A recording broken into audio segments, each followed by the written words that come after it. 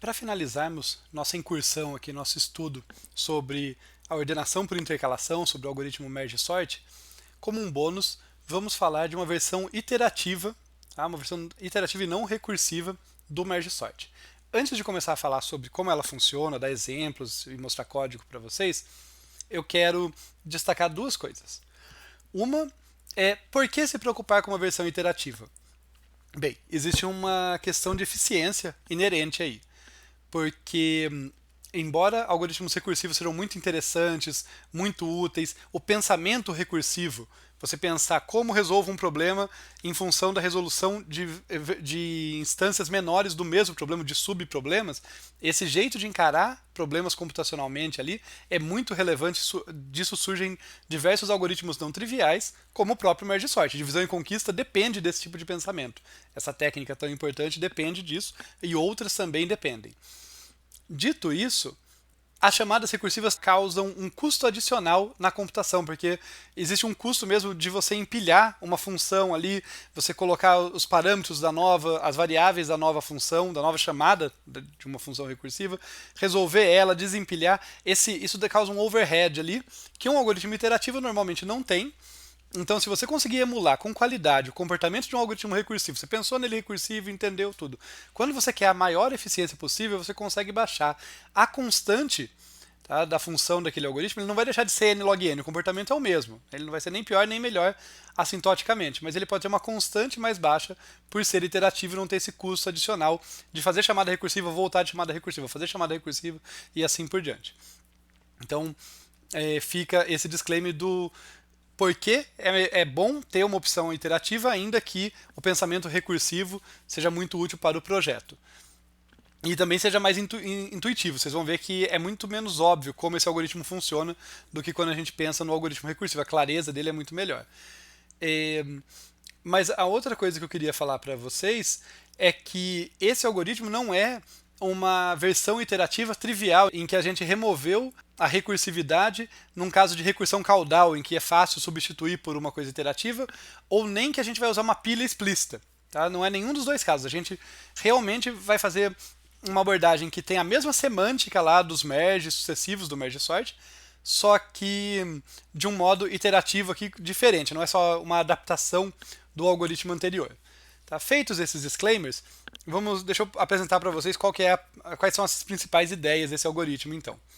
A ideia é a seguinte: nesse algoritmo, né, iterativo, em cada iteração, o que ele vai fazer? Ele vai percorrer o vetor, em cada iteração ele vai ter um tamanho de bloco definido, e ao percorrer esse vetor, ele vai pegar pares de blocos adjacentes desse tamanho B definido ali, que muda toda iteração, e vai intercalá-los. Tá? Então, no início, o bloco é pequenininho, ele intercala os pares. Na próxima iteração, ele já tem vetores ordenados de tamanho maior, porque ele intercalou, ele vai intercalar os próximos, e assim ele vai ordenando o vetor a partir de blocos pequenininhos até blocos bem grandões.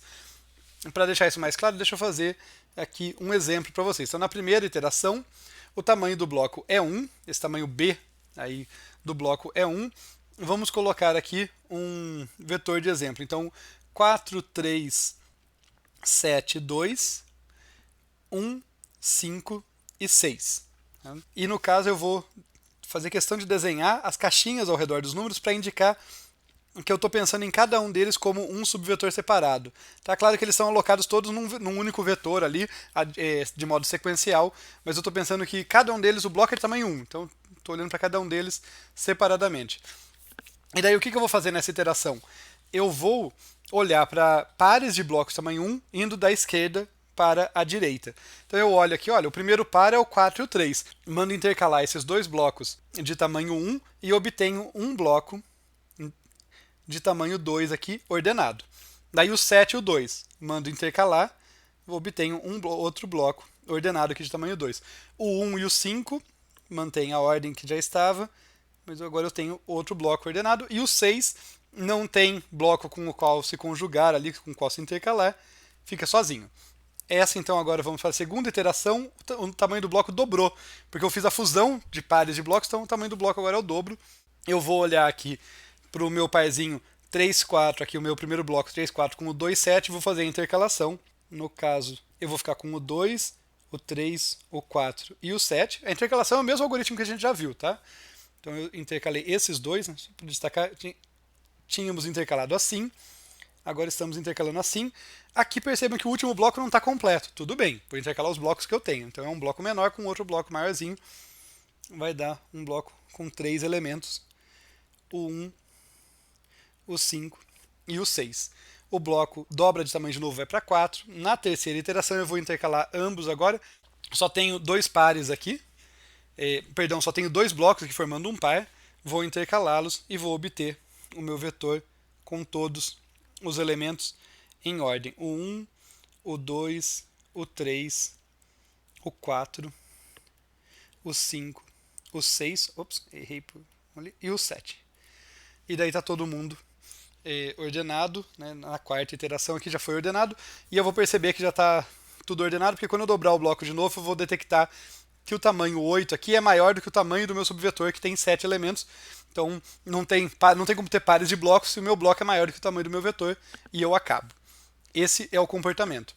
Tá? Destaque para o fato de que o bloco B dobra a cada iteração. De certa forma, a gente pode pensar que esse algoritmo iterativo está indo de baixo para cima. Né? Em vez de eu pegar um vetor, quebrar em 2, daí quebra em 4, quebra em 8 e assim por diante, eu já começo com todo mundo quebrado ali, blocos de tamanho 1, e vou fazendo as junções através da intercalação.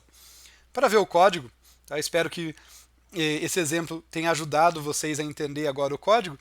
O meu merge sort iterativo ele recebe um vetor V de tamanho n. Os limites do bloco serão a posição 0 e a posição n-1. Né? Se ele tem tamanho n, o meu bloco começa com tamanho 1 e eu vou continuar aqui o meu laço principal, destacar esse laço principal aqui, ele vai continuar enquanto o bloco for menor do que n, porque enquanto B, o tamanho do meu bloco for menor do que n, eu tenho pelo menos dois pares ainda aqui incompletos, ali de tamanhos incompletos, mas eu tenho certeza que tenho dois ou mais blocos para formar pelo menos um par ali, né? Eu tenho um ou mais pares que eu vou poder intercalar. Quando o B ficar maior ou igual a n, acabou, está todo mundo intercalado. E dentro de uma iteração, o que eu faço? Eu vou usar os mesmos variáveis que eu usava antes. Então, P vai apontar para o início do primeiro subvetor do bloco ali. Então, eu vou usar o P como início dele. Se meu bloco tem tamanho B, o primeiro bloco vai de P até P mais B menos 1. E o segundo bloco vai de P mais B até P mais 2B menos 1. Tá? Isso é indicado, por exemplo, aqui, onde eu vou ter o R, que é o fim do meu bloco, ele é P mais 2 vezes o tamanho de B. Tá? Justamente por causa dessa ideia, que se eu tenho aqui, olha, P está na primeira posição, o meu bloco tem tamanho B, os dois blocos, aqui o final do segundo bloco, depois que eu tive mais um B aqui, vai ser aqui o R, vai ser igual a P mais 2B. Tá? Então é isso que está indicando lá. Então eu tenho P, tenho R, e a minha posição do meio, aqui eu não usei explicitamente o meu antigo Q, né, para indicar onde estava a posição do meio, mas ele nada mais vai ser, tá, onde eu tinha aqui a posição Q, vocês vão ver que ele vai ser igual a P mais B. Eu não usei porque ele é só pegar uma conta simples ali, para indicar a divisão entre os blocos. E daí o que a gente vai fazer? A gente tem então ali, começa o P igual a 0, o R é o final do primeiro par, tá? Do primeiro par de blocos ali, e eu vou chamar a intercalação ali para intercalar esse par. P, né, que vai o primeiro bloco de P até P mais B menos 1 e o segundo de P mais B até R. Intercalei esse par. Para dar o exemplo do que a gente estava fazendo ali, deixa eu fazer um vetorzinho maior aqui.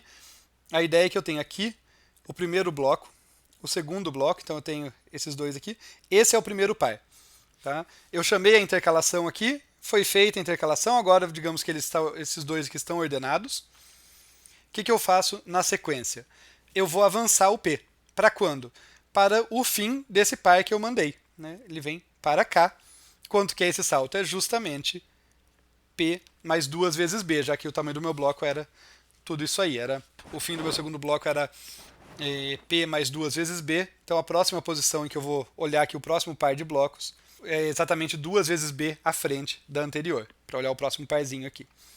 Então é isso que eu vou fazer no vetor. Eu vou passando ele da esquerda para a direita, olhando par por par de tamanho B. Alguns destaques aqui para dentro desse while. Tá?